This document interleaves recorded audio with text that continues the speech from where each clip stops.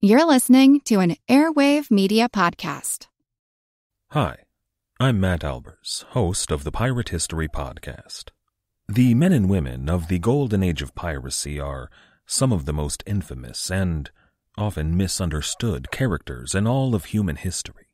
You know their names: Anne Bonny, Henry Avery, Mary Read, Captain Kidd, Blackbeard. But do you know their stories, their real stories?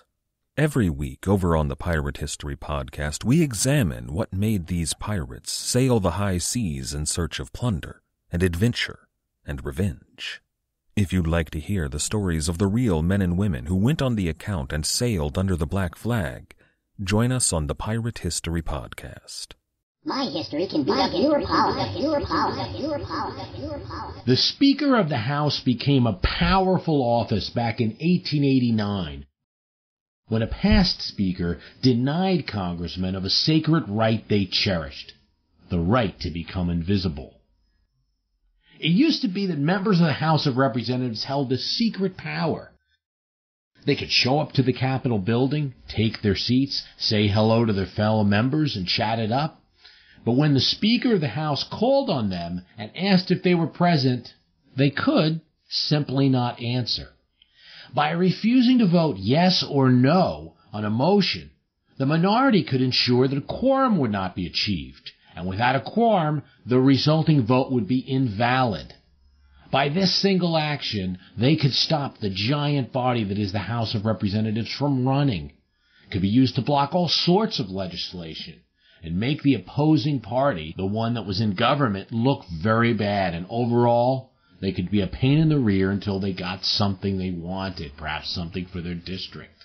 That ended with Speaker Thomas Reed, a bold and boisterous man with a passion for his own brand of partisan Republican politics. He was known for strong wit. When asked if his party might nominate him for president, Speaker Reed noted they could do worse and probably will. And he had no qualms about using his gavel. When he made his quorum call, he began counting every member present in the chamber, whether they chose to answer the roll call or not. Reed's intent was simple: to enable his Republican majority to make decisions that the minority could not block by parliamentary maneuver. They needed to vote it down or vote it up. Now, a point of order would be raised, and there'd be a little bit of an argument, but the Congress overall agreed with Speaker Reed. Not surprising, because it was a majority Republican Congress. Through these and other rulings, Reed, who would then become known as Czar Reed to the Democrats, ensured that the Democrats would not block the Republican agenda.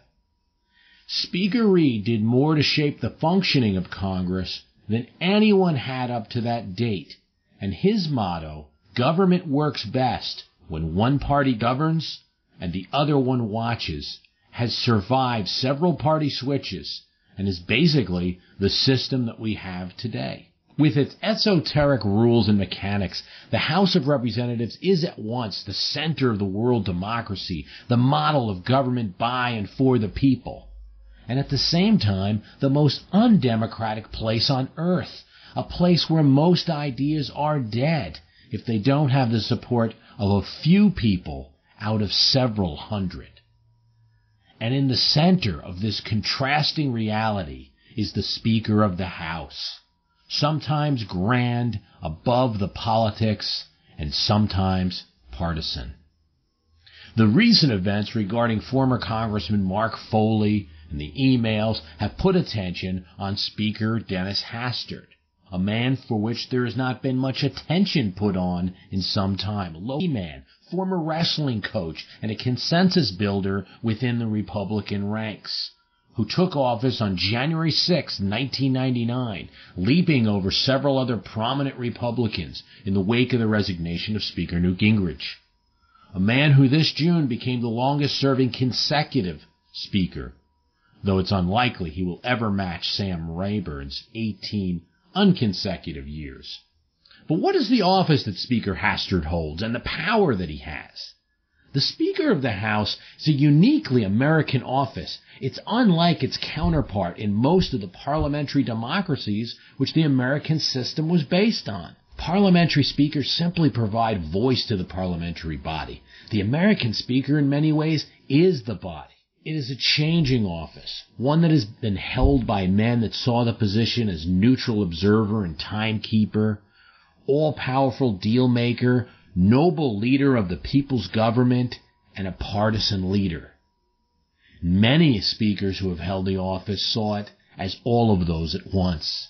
What is pretty clear is that the Speaker of the House, as it's largely been through modern American history, is not what the Founding Fathers intended. They created a system of checks and balances in which the balance of the power of the President, this executive that in many ways they feared, would be matched by a House elected by the people. They could not have anticipated that this power of the people would be so consolidated in the hands of a few people, committee chairs, and that there would be one individual who is almost an executive within the legislative body. Constitutionally speaking, the Speaker of the House is a walking aberration of the Constitution. Not that that document says much about the Speaker. Article 1 of the United States Constitution provides, "The House of Representatives shall choose their Speaker and other officers." And that's it. That's all that we the people, that's all that the Constitution have to say about the Speaker.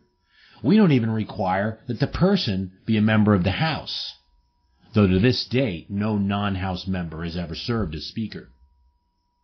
The rest of the Speaker's entire job has been set by some arcane rules written by Thomas Jefferson, which have been followed and not followed at different times, but mostly have been established by precedent and bold grabs for power, such as Reed's. But we do know what the Founding Fathers were thinking of when they thought of a Speaker, and that is the British Speaker of Parliament. The British Speaker, which they were basing the model on, is to this day a neutral figure, above the fray, recognizing members to speak and shouting at those who don't behave, regardless of their party. And although the Speaker in the British Parliament is often selected from the governing majority, it's not always the case. And speakers do represent a district. They are members of Parliament, but they often do not campaign, and it's only recently that they're even opposed for election when they run. This is in sharp contrast to the American Speaker who, while observing some ritual customs of the House, serves in many cases as the leader of his party, speaks out on legislation, and stands for re-election and is strongly opposed, as Tom Foley found out when he was defeated in 1994 while sitting as a Speaker of the House. And 2 speakers in history have been defeated in such a way. In fact, the American Speaker of the House actually does very little of what people think he does. They think he stands atop the chamber, recognizes other representatives to speak, and holds his gavel. But that function, day to day, is mostly delegated to other members. Dennis Hastert and his modern counterparts would be spending most of their times in meetings, in caucuses. His greatest power is not his gavel, but his selections.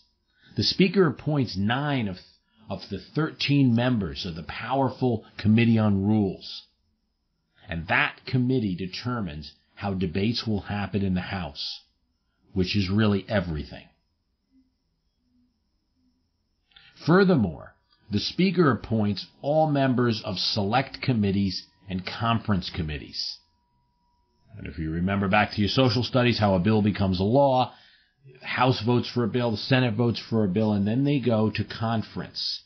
And the conference obviously isn't the whole bodies, but it's committees within the bodies. Speakers choosing who's going to go in there and fight for the House versions of the bill that's going to be turned into law. And you can bet that the Speaker has a huge influence on how that legislation is shaped. When a bill is introduced, the Speaker determines which committee shall consider it. These are incredible powers to determine the debate before the debate. Okay, let's look at some historic speakers and see how the office has shaped and this tug of war between partisanship and nobility has existed over time. The first speaker was Augustus Conrad Mullenburg. He was an American minister, a Lutheran pastor by trade, and a delegate representative from Pennsylvania. His German-American heritage gives evidence to the influence of that immigrant minority at this point, the 1790s, in early America. But while Mullenburg held a prestigious post in being Speaker, he didn't really hold a powerful one. He simply ran Congress, made sure members were heard fairly. Some of this starts to change in the early 1800s with Henry Clay of Kentucky. In contrast with his predecessors, Clay took the unusual step for being a speaker of participating in several debates, and he used his influence in office to procure passage of measures that he supported. Most famously, the declaration of the War of 1812. When no candidate received an electoral college majority in the 1824 presidential election, Speaker Clay threw his support to John Quincy Adams over the popular vote winner, Andrew Jackson, thereby ensuring John Quincy Adams' victory. This later raised serious suspicions when Henry Clay was named Secretary of State by Adams. Still, Clay mostly ruled from his own personal integrity and influence, and not from dominating rules. And his actions were mostly done for the purpose of advancing the national interest as he saw it, and not so much for partisan benefit. The next change in the speakership begins to happen with the aforementioned Thomas Reed, the famous Czar Reed. He served from 1889 to 1891, then with a small Democratic interruption he served again from 1895 to 1899. He would get into some trouble when there would be war fever in Congress for war with Spain. Reed opposed it and ended up retiring in 1900. But the speakership would really reach its zenith in 1903 during the term of Republican Joseph Gurney Cannon, known as Uncle Joe Cannon. He exercised extraordinary control over the legislative process. He determined the agenda of the House. He appointed members to all committees, chose committee chairman, Rules Committee himself, and determined which committee heard each bill. He vigorously used his powers to ensure that the proposals of the Republican Party were passed by the House. Uncle Joe, as he was called because he was never without his cigar or his friendly demeanor, rarely spoke harsh words in public. But silently, he ruled the House like a tyrant. He recognized whomever he wished. Hi, I'm Matt Albers, host of the Pirate History Podcast. The men and women of the golden age of piracy are some of the most infamous and often misunderstood characters in all of human history. You know their names: Captain Morgan, Anne Bonny, Henry Avery, Mary Read, Captain Kidd, Blackbeard. But do you know their stories, their real stories? Every week over on the Pirate History Podcast, we explore the real lives of these pirates. We examine what made these pirates sail the high seas in search of plunder and adventure and revenge. The real stories are a lot more complex and a lot more interesting than the stories most of us have been told. If you'd like to hear the stories of the real men and women who went on the account and sailed under the black flag, join us on the Pirate History Podcast. And he clashed famously with fellow Republican Theodore Roosevelt, blocking many of his progressive proposals, calling them unconstitutional. Eventually, he would face pressures from progressive Republicans, and in 1910, George W. Norris, a Republican congressman from Nebraska and a progressive, led a revolt against him, using parliamentary procedures. And building a coalition of progressive Republicans and minority Democrats, he stripped Speaker Cannon of much of his power. Now, this is a famous event in political history and the history of the Congress, and it's well known in the famous, revolt of the progressives against Speaker Cannon. But what is interesting to note is that the reforms that Norris proposed in 1910 did not completely go through. He wanted a rules committee that was set upon a regional basis. So there would be, based on what state you were from, and a rotating system would determine who got on the Rules Committee, rather than the Speaker's choice. The Democrats, who Norris needed in his revolt against Speaker Cannon, were not so fond of that idea. Though they wanted to bring down Speaker Cannon, they didn't want to go as far as Norris, because they felt that soon they would have the speakership and didn't want to give up all that power.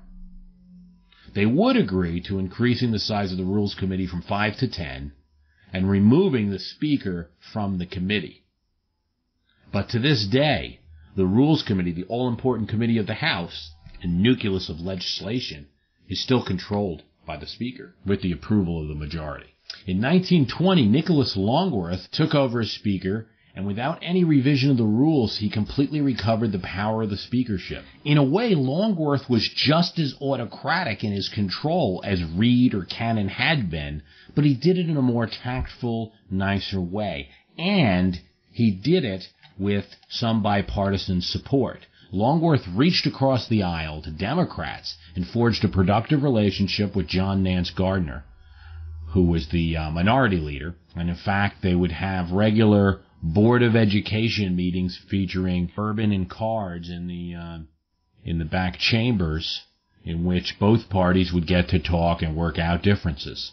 Longworth used his coalition with Democrats to ignore the left progressive wing of the Republican Party, which did exist in the early part of the 20th century, and he passed legislation that aimed for balanced budgets, major tax reductions, and resisted any new programs that would expand the role of government. He would lose his speakership when Republicans lost their House majority in the post-Great Depression election of 1930.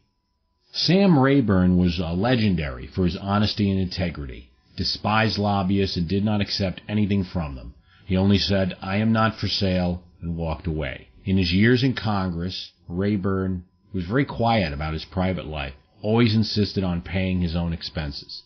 When he died, his personal savings only totaled $10,000. Most of his holdings were his family ranch. Rayburn was generally well-liked and not a very partisan figure. Of course, most of the time of his speakership, Democrats had comfortable majorities. Beginning with the election of 1978, a new generation of younger, more conservative, and more confrontational Republicans came to the House determined to bring to the House a Republican majority. Their leader was Newt Gingrich, congressman from Georgia. During the 80s, Gingrich and his allies in the Conservative Opportunity Society sought every opportunity to challenge the Democrats, their policies, and their leaders, and their management of the House. The Republicans' goal was to turn seats held by the Democrats into seats held by Republicans, period. This Republican onslaught, in sharp contrast to Nicholas Longworth's Board of Education meetings with Republicans and Democrats, or Sam Rayburn's gentle, bipartisan ways, forced the Democrats to take defensive measures in both the legislative and electoral processes. Legislatively, the Democrats sought to use their majorities to control the House agenda in order to prevent the Republicans from forcing floor votes on politically inspired amendments, something that Gingrich was trying to do to get the Democrats to take a position. This greatly enhanced the role of the Speaker and the Rules Committee as agents of party governance. Electorally, the Democrats sought to strengthen their fundraising capacity, candidate recruitment, and electoral strategy. Starting with Speaker Tip O'Neill, speakers became increasingly engaged in electoral activities. The activities were not confined to a campaign season, but instead extended through the calendar year, with planning for the next election beginning as soon as the current election was over. Hutchinson, Minnesota had some problems. For the adults of Hutchinson, the problem was the teenagers. They kept sneaking off at night to empty barns where they'd, brace yourself, dance. Who knew what sort of sin and heavy petting and French literature these barn dances might lead to? No, the adults of Hutchinson, Minnesota did not approve. And neither, it seemed, did the devil. One summer night, Satan himself suddenly appeared in the middle of the dance floor, and the debauched teens ran in fear. He showed up at the next dance, too. For a few months, it seemed like you couldn't go to a late-night barn dance in Hutchinson without getting chased out by the devil, pitchfork in tow. Until one night, when a 14-year-old boy had the good sense to shoot him in the chest. At which point the devil was revealed, Scooby-Doo style but bloodier, to be the local Methodist minister, dressed in a costume and flown in from the roof by rope and pulley. This is The Constant, a history of getting things wrong. I'm Mark Chrysler. Every episode, we look at the accidents, mistakes, and bad ideas that helped misshape our world. Find us at ConstantPodcast.com or wherever you get your podcasts. When Tip O'Neill resigned the speakership in 1987 and Speaker Jim Wright took the gavel, he engaged in a much more aggressive style of campaigning. He also took a very aggressive approach to the Reagan administration, and an extremely bold move that drew the ire of Republicans in the Reagan administration when representatives from the Nicaraguan government came to the United States. They met in the Speaker's office before going to the State Department. A very bold move for a Speaker of the House, where the President, and not the Congress, is supposed to be in charge of foreign policy. Speaker Wright relished in fundraising and never missed an opportunity to go to a member's district, either before and when he became Speaker. For this and other reasons, he became a big target of the Republicans, particularly Newt Gingrich, and eventually caught up in some ethics charges involving a book that he had written, and lobbyist purchase of that book, he was forced to resign.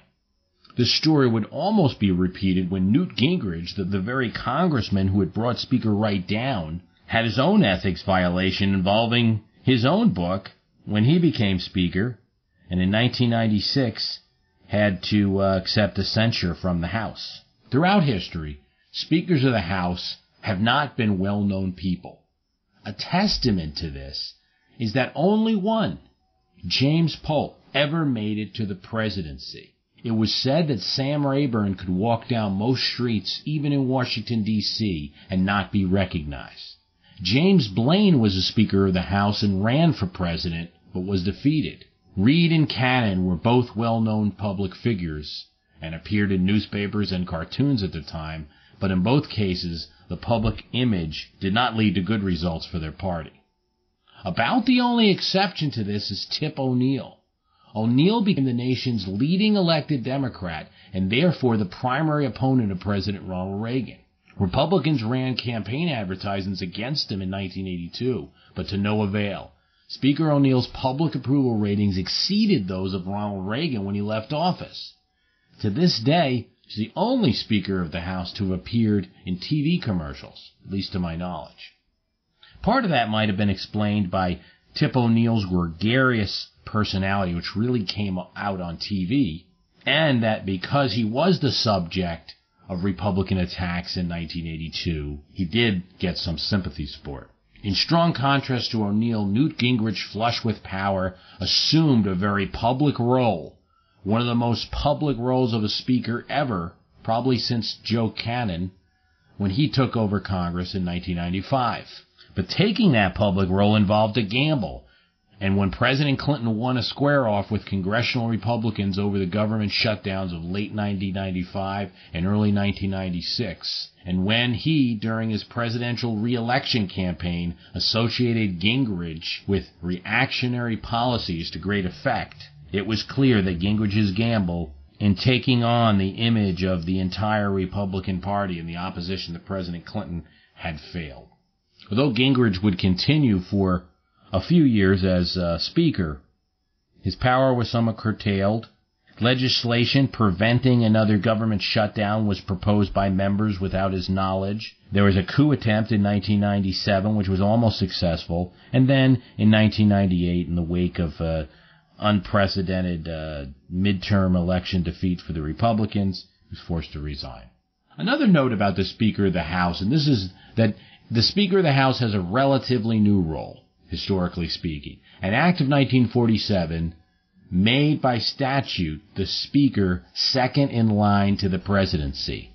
Speaker John McCormick in the early 1960s and Speaker Carl Albert in the 1970s were at one point first in line to the presidency during a period in Lyndon Johnson's term and in Richard Nixon's term and Gerald Ford's terms respectively when they had no vice president. Part of the reason that the Speaker of the House, rather than the Secretary of State, is the second in line to the presidency may be because Truman enjoyed such a good relationship with Sam Rayburn, and Sam Rayburn had been so different to presidents with whom he served. He was very tight with Roosevelt and Truman, and also with President Eisenhower. It's not clear at all that such legislation would pass today.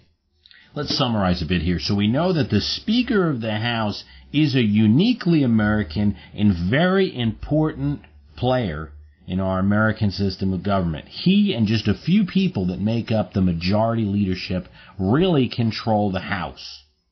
So 435 members are represented by truly as few as 13, of which the Speaker has far the most influence.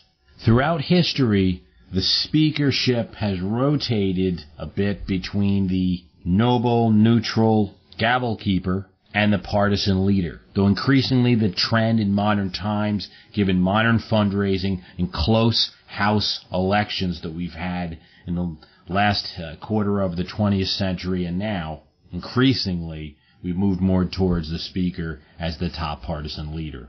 The Speaker's powers are not understood by most Americans, and Speakers of the House generally are not well known, and historically speaking, when they are, it's usually not a good result for their party. Dennis Hastert, as the current Speaker, has been able to keep a low-key role.